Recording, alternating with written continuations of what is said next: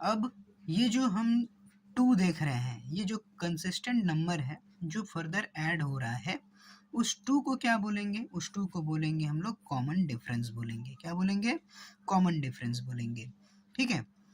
अब एक दूसरा एग्जाम्पल हम लोग देखते हैं, जैसे कि ये 4 है, फिर 10 है, फिर 16 है, फिर 22 है, फिर 28 है, फिर 34 है, और इसके आगे बहुत सारे नंबर हो सकते हैं। ठीक है। अब यहाँ पे हम लोग क्या देख रहे हैं, इस 4 में हम लोग +6 किए तो 10 हो गया, इस 10 में +6 किए तो 16 हो गया, 16 में +6 किए तो 22 हुआ, 22 में +6 किए तो 28 हो गया, एंड 28 में +6 किए तो 34 हो गया। अगर हम पूछे इसके और आगे 2 डिजिट बताओ, क्या 2 नंबर बताओ क्या क्या हो सकता है, तो इसके आगे 2 नंबर जो होगा, इस 34 में 6 जोड़ेंगे तो 40 हो जाएगा, एंड इस 40 में 6 जोड़ेंगे तो 46 हो जाएगा। ठीक है। तो इस तरह से हम लोग इस नंबर को आगे भी निकाल सकते हैं। बट बात यहाँ पे समझने वाली है कि ये 6 क्या है। ये जो 6 है वो क्या है? वो 6 है कॉमन डिफरेंस। ठीक है। तो इस एपी सीरीज का ये जो 6 है वो है कॉमन डिफरेंस। ठीक है। अब अब इस एक्सप्रेशन को अगर हम लोग अलजेब्रिक फॉर्म में लिखें तो कैसे लिख सकते हैं? सपोज हमारा पहला नंबर ए है, ठीक है, और हम लोग का जो कॉमन डिफरेंस है उसको हम लोग मान लेते हैं डी। ठीक है। कॉमन डिफरेंस क्या है? डी है। मतलब ए अगर पहला नंबर है तो दूसरा नंबर क्या होगा? ए प्लस डी होगा। ठीक है। ए प्लस डी होगा। कैसे होगा? जैसे कि इस 4 में हम लोग कॉमन डिफरेंस को ऐड कर देते थे तो दूसरा नंबर मिल जाता था। ठीक है। तो उसी तरह अगर ये हमारा ए पहला नंबर है और कॉमन डिफरेंस कितना है? डी है, तो सेकंड वाला नंबर क्या होगा? ए प्लस डी हो जाएगा। एंड अगर अब तीसरा नंबर फाइंड करने गए तो क्या होगा? ए प्लस 2d हो जाएगा। ठीक है। और थर्ड, ये तो थर्ड नंबर है, अगर फोर्थ नंबर फाइंड करने जाए तो ए प्लस 3d हो जाएगा। ठीक है। मतलब फर्दर क्या होगा? कॉमन डिफरेंस अगले वाले नंबर में ऐड होकर के आएगा। ठीक है। तो ये हो गया एक तरह का एपी सीरीज का अलजेब्रिक फॉर्म। ठीक है। मीन्स अलजेब्रिक वे से हम लोग एपी सीरीज को इस तरह से रिप्रेजेंट कर सकते हैं। अब बात आती है इसके टर्मिनोलॉजी को समझना है अब। ठीक है। जैसे कि ये जो एपी सीरीज है, इसमें जो ए है इसको हम लोग बोलते हैं फर्स्ट टर्म। क्या बोलते हैं? फर्स्ट टर्म बोलते हैं। ठीक है। फर्स्ट टर्म कितना है? ए है। कॉमन डिफरेंस, कॉमन डिफरेंस कितना आया? देखो हर हर नंबर में डी ऐड होते जा रहा है, हर नंबर में डी ऐड होते जा रहा है, मतलब कॉमन डिफरेंस कितना हुआ? डी हो गया। ठीक उसी तरह अगर हम इस सीरीज में देखें तो हमारा फर्स्ट टर्म क्या होगा? तो हमारा फर्स्ट टर्म हो जाएगा 2। कॉमन डिफरेंस कितना होगा? तो कॉमन डिफरेंस होगा 2। इस वाले सीरीज में अगर देखें तो हमारा फर्स्ट टर्म क्या होगा? 8। कॉमन डिफरेंस कितना होगा? -2 हो जाएगा। इस वाले सीरीज में हमारा फर्स्ट टर्म हो जाएगा 4 एंड कॉमन डिफरेंस हो जाएगा 6। ठीक है।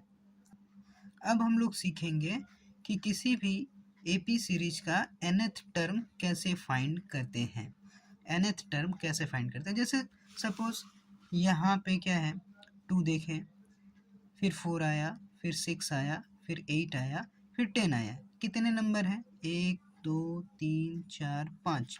ठीक है। अगर कोई बोले यहाँ से ये 5 नंबर है तो छठा नंबर या फिर सपोज 10वां नंबर क्या हो सकता है? ठीक है।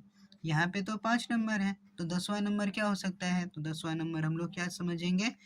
फर्दर मतलब 2 ऐड करते करते जाएंगे तो हमको मिलेगा 10वां जो नंबर है, 10th प्लेस वाला नंबर, वो हो जाएगा 20। ठीक है। समझ में आया?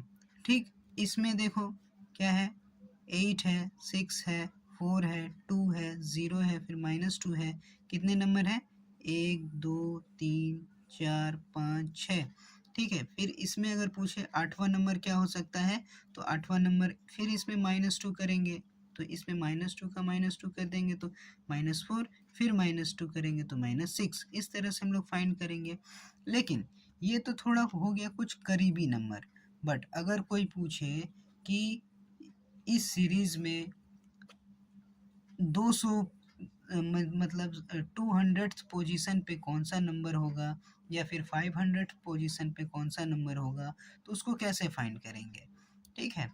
तो उसी चीज़ को फाइंड करने के लिए हम लोग यहाँ पे nth टर्म को सीखेंगे। nth टर्म को सीखने के लिए हम लोगों को सबसे पहले जानना था कि हमारा फर्स्ट टर्म क्या होगा, ठीक है। अगर हम लोग को फर्स्ट टर्म पता है, फिर उसके बाद क्या पता होना चाहिए, कॉमन डिफरेंस पता होना चाहिए, ठीक है। तो हमारा अगर फर्स्ट टर्म और कॉमन डिफरेंस पता है तो हम लोग nth टर्म फाइंड कर सकते हैं। तो nth टर्म को फाइंड करने के लिए एक एक्सप्रेशन है a n is equal to a plus n minus one into d, ठीक है। क्या है, a n is equal to a plus n minus one into d, ठीक है।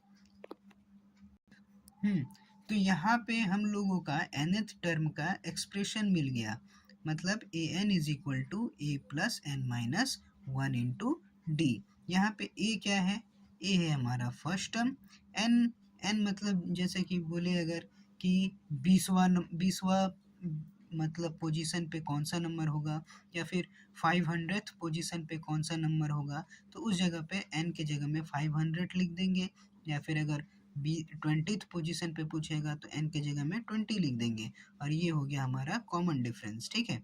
तो अब देखो हम इस सम को, ये जो सीरीज है हमारा 4, 10, 16, 22, 28, 34, 40, 46 इतना है ना। तो इसमें कितने नंबर हैं, 1, 2, 3, 4, 5, 6, 7, 8, ठीक है, 8 नंबर है। अगर हम बोले कि अगर मान लो 25th पोजीशन पे कौन सा नंबर होगा, ठीक है, तो हम इस एक्सप्रेशन का यूज करेंगे। यहाँ पे क्या लिखा है, ए 25th लिखेंगे, ठीक है, ए 25th लिखेंगे, और इस एक्सप्रेशन में हमारा फर्स्ट टर्म क्या है, 4 है, तो ए की जगह पे हमारा क्या आएगा, 4 आएगा, प्लस 25th नंबर बोला है तो एन की जगह में 25 माइनस 1, और कॉमन डिफरेंस क्या है, तो कॉमन डिफरेंस है 6, तो 6 से यहाँ पे मल्टीप्लाई करेंगे, ठीक है। अब इसको सॉल्व करेंगे, क्या आया, 4 प्लस 25 माइनस 1 24 इंटू 6, तो 24 इंटू 6 कितना हुआ, 144, 24 इंटू 6 होता है 144, प्लस 4 कितना हो गया, 148, ठीक है। मतलब 25वां, मतलब इस ये जो सीरीज है 4, 10, 16, 22, 28, 34, इस तरह से अगर आगे बढ़ते जाए तो 25th पोजीशन पे कौन सा नंबर आएगा, 148 आएगा। अब जैसे कि एक और सीरीज लेते हैं 3, 6, 9, 12, ठीक है, 3, 6, 9, 12, यहाँ पे 3 क्या हुआ, हमारा फर्स्ट टर्म हो गया, ठीक है, 3 क्या हो गया, हमारा फर्स्ट टर्म हो गया।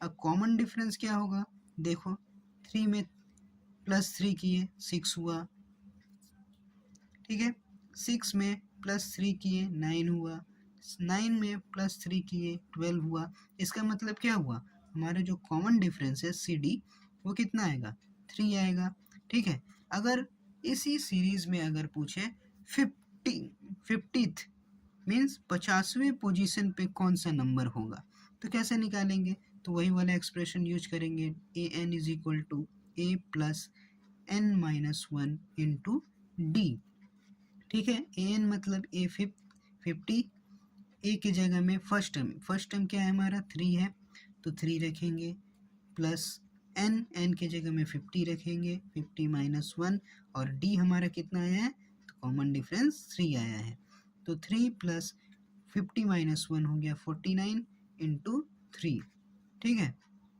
49 इंटू 3, अब 49 3 से होता है 147, ठीक है, तो 3 प्लस 147, 3 प्लस 147 कितना हो गया, 150, ठीक है, मतलब इस सीरीज में 50वें पोजीशन पे कौन सा नंबर होगा?